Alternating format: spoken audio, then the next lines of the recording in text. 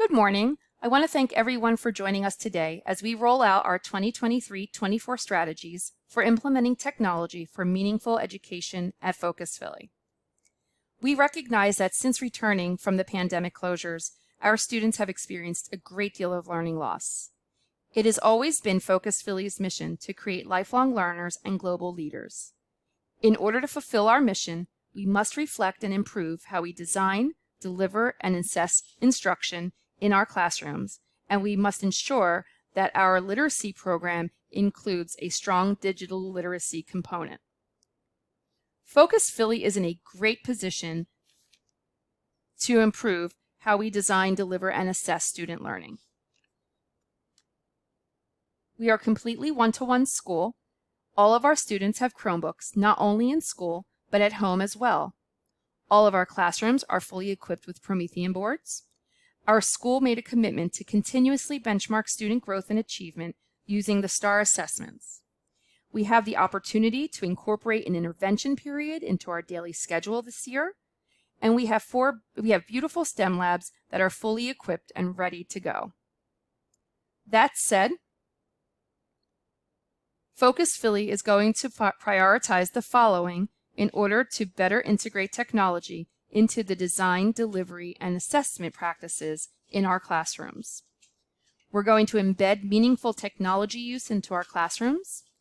We're going to utilize our technological resources to progress monitor and remediate instruction. We're going to secure appropriate, engaging, and rigorous curriculum that incorporates STEM. And we're going to analyze data across students, classrooms, and the school as a whole. First Philly wants to make sure that we are providing our students with every opportunity to be lifelong learners, global leaders, educated citizens, and good stewards of technology. We're going to focus on the first three initiatives in this meeting this morning. Our first initiative is Focus 1, improving student growth and achievement. Currently, we are using the STAR assessments to baseline and benchmark literacy and math growth for our students as we prepare them to take the PSSAs. So far, we have recognized that we've more than 90% participation rate cycle over cycle for the last 5 years.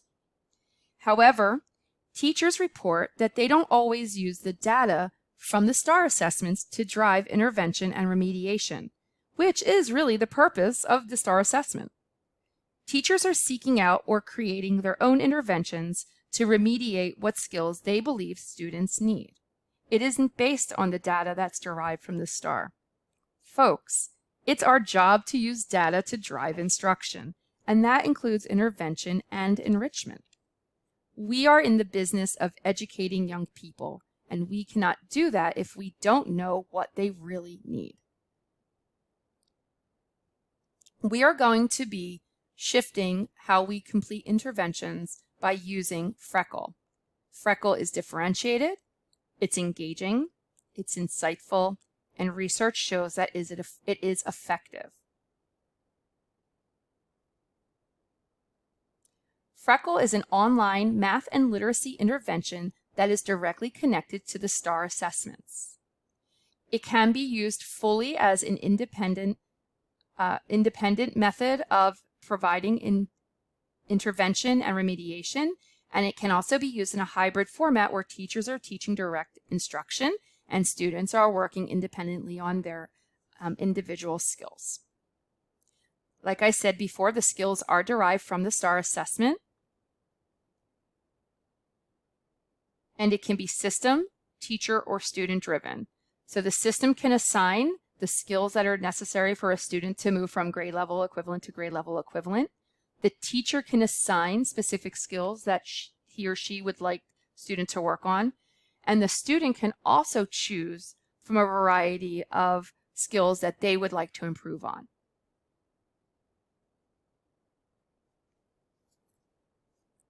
In August, we're going to roll the school-wide comprehensive intervention period. And we're going to use Freckle, math, and reading, like I said, are directly tied to that STAR assessment. Teachers have the option to assign skills to allow STAR to assign skills, or students that can choose their own skills. This year, all teachers are going to use the Freckle during math and ELA intervention periods. Classes are going to be broken into centers. While one group of students works on Freckle, a second group will work with the teacher on skills, and the third group will be working on written independent work based on the skills remediation reports.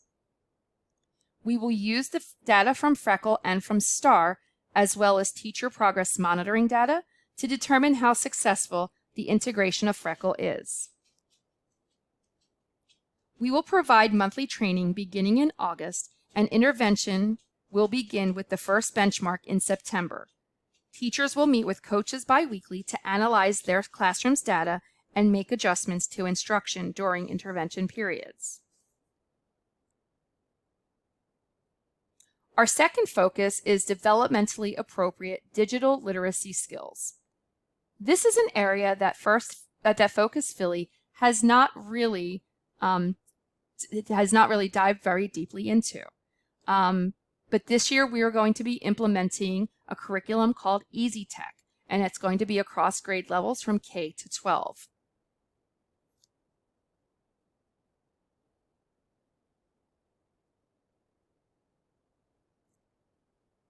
EasyTech is an online adaptive curriculum that is grade level appropriate.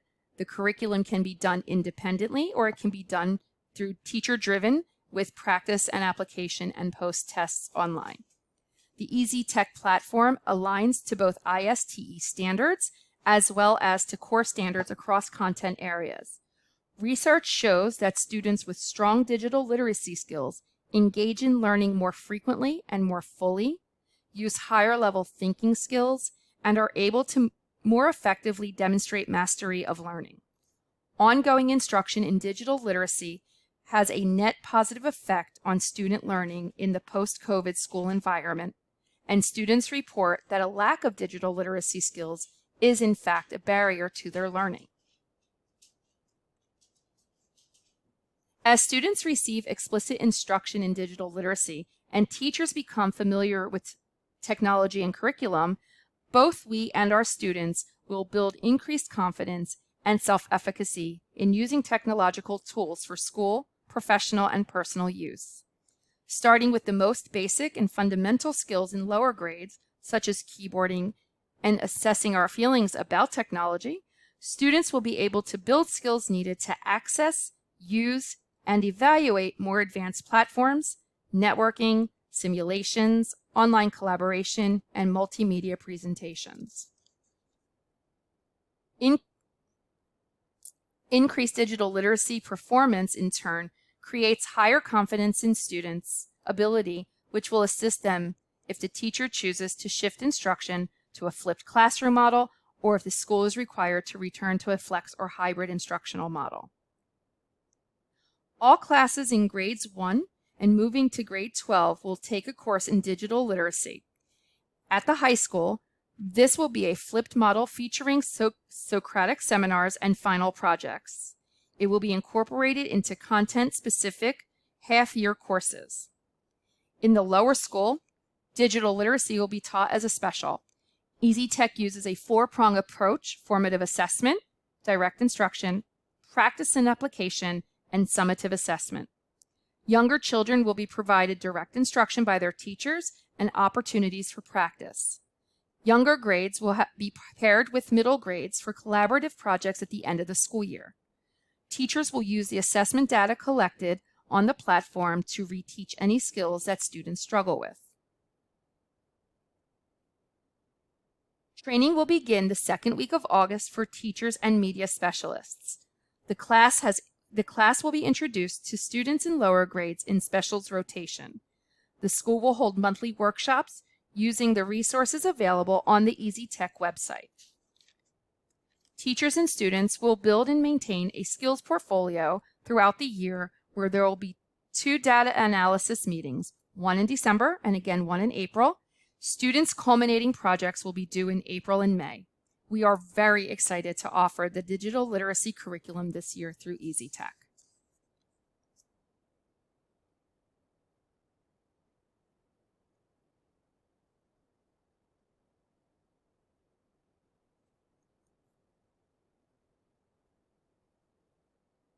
Currently, we have a set of labs that we have had, science labs that we've had for many years, and they've never been used to their full potential. We have 6 science labs across the building.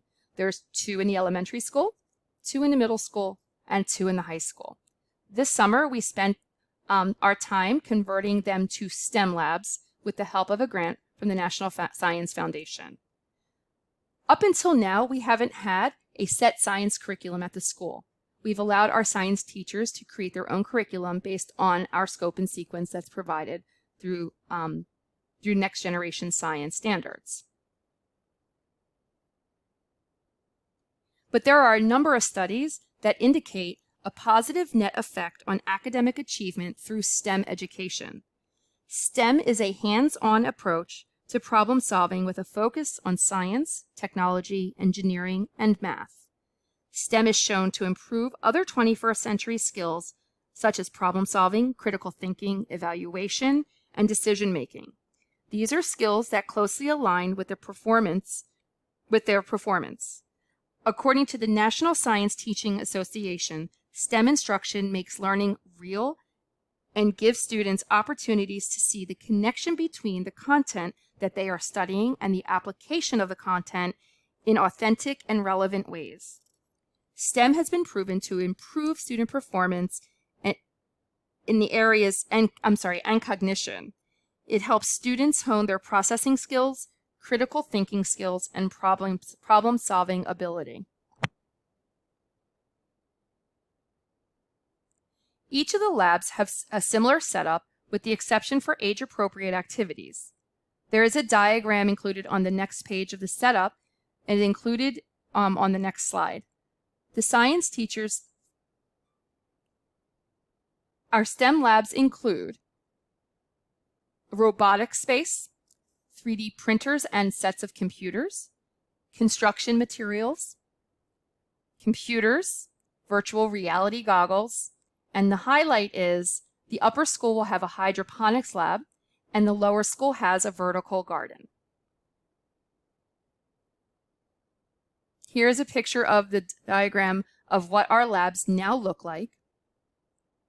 The science teachers spent most of the time this summer training with Teach Engineering curriculum for a smooth rollout. The goal for students is to have access to the STEM lab 2 times a week for hands-on science, technology, engineering, and math instruction.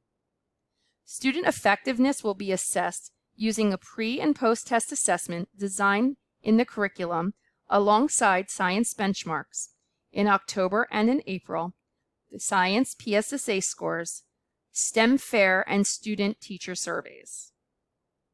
As you can see, there is a timeline below which includes science teacher PLCs, trainings, and assorted activities.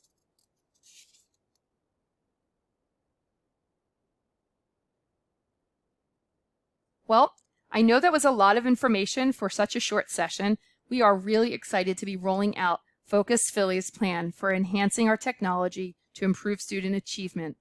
I want to thank the team who helped to develop this tech integration plan. We genuinely believe that these key focus areas will help Focus Philly move closer to fulfilling our mission to create lifelong learners and leaders of the global community by providing a well-balanced, literacy-based education.